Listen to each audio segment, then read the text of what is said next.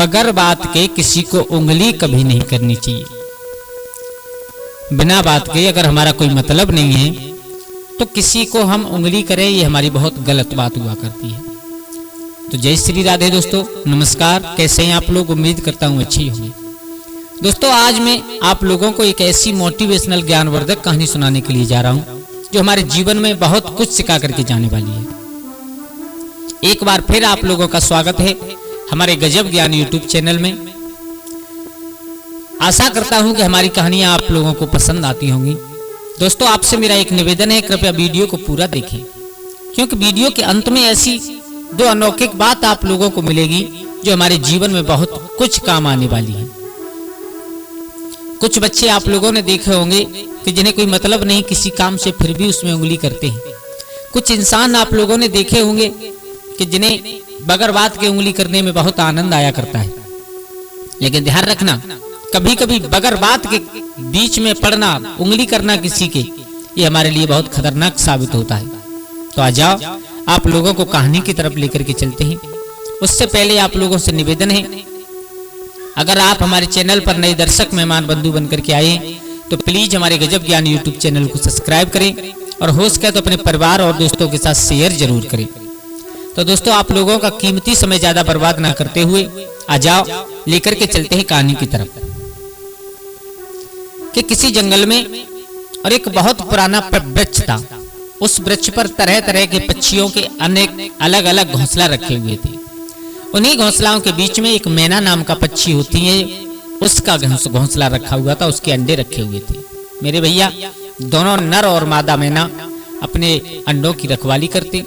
जब एक दाना चुनने के लिए जाता तो एक वहां रह जाता, एक जाता तो एक वहां रह जाता, यानी नंबर नंबर से अपना पेट भरने जाते। कहने का मतलब, अंडों के पास में एक उन जोड़ा में से एक मैना पक्षी जरूर रहता हर समय।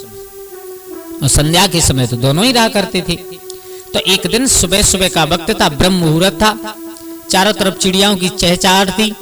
पेड़ के चारों तरफ पक्षी घूम रहे थे, कुछ अपने अपने घोंसलाओं में बैठे थे। तो जो मादा मैना थी, उस मादा मैना की नजर पड़ी कि जिस पेड़ पर पक्षियों के घोंसला हैं, उसी पेड़ पर एक बहुत खतरनाक सर्प चढ़ रहा है, सांप चढ़ता हुआ आ रहा है। उस मैना पक्षी ने, मादा ने अपने यानी नर मैना को बताया, पिया देखो, इस पेड़ पर हमारे तुम्हारे अंडे रखे हुए हैं और इसी पेड़ पर और पक्षी हैं, उनके भी अंडे रखे हुए हैं। अगर ये सर्प ऊपर चढ़ाया तो ये हमारे तुम्हारे लिए बहुत खतरनाक साबित होगा। उस नर मैना ने समझाया, देखो ये हम तुम अपने अंडों के पास हैं, कोशिश करेंगे इसे रोकने की, लेकिन ये हमें पक्का मालूम है कि ये हमारे घोंसला की तरफ नहीं आएगा। मैना बोली, सुनो, ये आए चाहे नहीं आए, हमारा तुम्हारा ये धर्म बनता है कि हमें खतरे का आभास हो चुका है कि खतरा हमारी तरफ बढ़ रहा है। तो अगर तुम कहो तो हम इसका सामना करें। बोले कैसे? बोले तुम कहो तो हम अपनी चोंच से इसे वहीं से मार करके भगा दें। वो नर कहने लगा, बोले तुम पागल हो, हैं? बगैर बात के किसी को उंगली क्यों कर रही है? हो सकता है वो इस मूड से नहीं आ रहा हो। मैना समझा रही है, पिया दुष्ट इंसान हमेशा दुष्ट ही हुआ करते हैं। जो दुष्ट प्रवृत्ति के होते हैं वो कभी दुष्टता छोड़ते नहीं है, ध्यान रखना।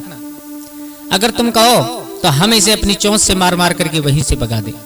उस नर ने कहा, देखो सभी शांत बैठे, कोई कुछ नहीं कह रहा है और हमारी तुम्हारी डाली तो बहुत ऊपर है, उससे पहले और पक्षियों के घोंसला है नीचे, इसलिए बगैर बात के किसी की उंगली मत करो। सुनो, जो तुम आज बगैर बात के उंगली करने जा रही हो ना, अगर तुम्हारे शरीर में सामर्थ्य होगी तो तुम इसे भगा दोगी। अगर ये तुमसे ज्यादा खतरनाक हुआ तो सबसे पहले आकर के तुम्हारे अंडों पर ये अटैक करेगा, ध्यान रखना। बगैर बात के उंगली करने से इंसान हमेशा फंस जाता है। आज मैं तुम्हें एक कहानी सुना रहा हूं, सुनो। किसी गांव में और एक गांव के मुखिया एक मंदिर का निर्माण करा रहे थे। ध्यान देना, वो नर मैना और अपनी मादा मैना को समझा रहा है। किसी गांव में एक मुखिया जी मंदिर का निर्माण करा रहे थे। तो निर्माण कार्य चालू था, वहां पर मंदिर निर्माण में लगाने वाली वस्तुएं पड़ी हुई थी। उसी गांव में बंदरों का बोलबाला बहुत अच्छा था। उसी गांव में बंदरों का बोलबाला बहुत अच्छा था। इतना अच्छा था कि बंदर मन आवे वो करे, जिस चाहे उसके घर में घुस जाए, चाहे वो आतंक करे। बंदरों का इतना आतंक था कि गांव वाले उनसे बहुत दुखी थे। अब मारे तो मारे कैसे। मेरे भैया इतने परेशान थे गांव वाले कि उन बंदरों से बहुत ज्यादा। तो दोस्तों, जब मंदिर का कार्य चल रहा था, वहां पर सामान पड़ा हुआ था, कुछ ईंटें, कुछ मसाले, कुछ सीमेंट, कुछ मतलब जो कुछ भी लगता है सब कुछ पड़ा हुआ था। और वहीं पर एक लकड़ी का बहुत मोटी पिंडी पड़ी हुई थी, लकड़ी का तना। उस लकड़ी के तने में और एक मोटी सी कील गड़ी हुई थी। ध्यान देना सब लोग, कील गड़ी हुई थी।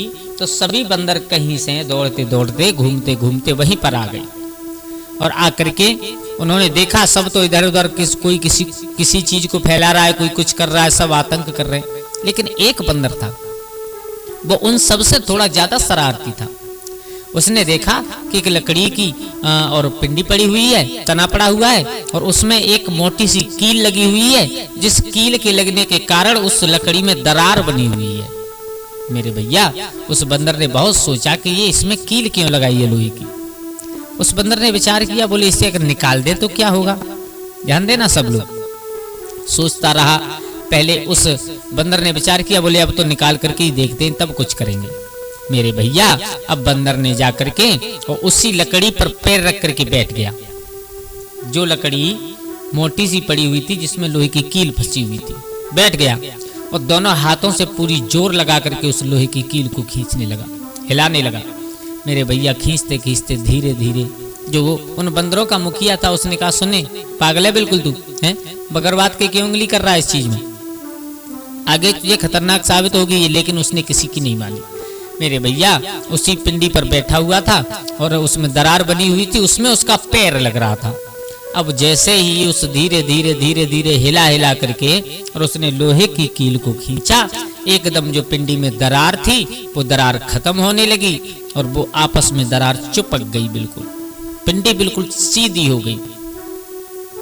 मेरे भैया जब कील निकली, वो दरार खत्म हुई, कील की जगह पर उसका पैर फंस गया। अब चीखने लगा, तड़पने लगा, चिल्लाने लगा, मुझे बचाओ मुझे बचाओ। लेकिन अब कोई करे तो करे क्या। तब तक मुखिया जी आ गए। मुखिया जी ने उस बंदर को पकड़ करके पहले तो बहुत पीटा और पीटने के बाद जैसे तैसे उसमें दोबारा कील लगा करके उस बंदर के पैर को निकाला। तो हे प्रिय, मैं तुम्हें समझा रहा हूं कि बगरबात के उस बंदर ने उंगली की तो उसके चक्कर में उसका पैर इतना फंस गया कि लहूलुहान हो गया। इसलिए आज मैं तुम्हें समझा रहा हूं कि इस सर्प से बगरबात में उंगली मत करो। देखो, कहीं पर कोई मदमस्त हाथी बैठा है, उसके बगरबात में उंगली करोगे वो हमारे लिए खतरनाक साबित होगा। कहीं रास्ते पर कोई कुत्ता बैठा है, वो कुत्ता से तुम बगरबात में उंगली करोगे वो हमको ही काट खाएगा।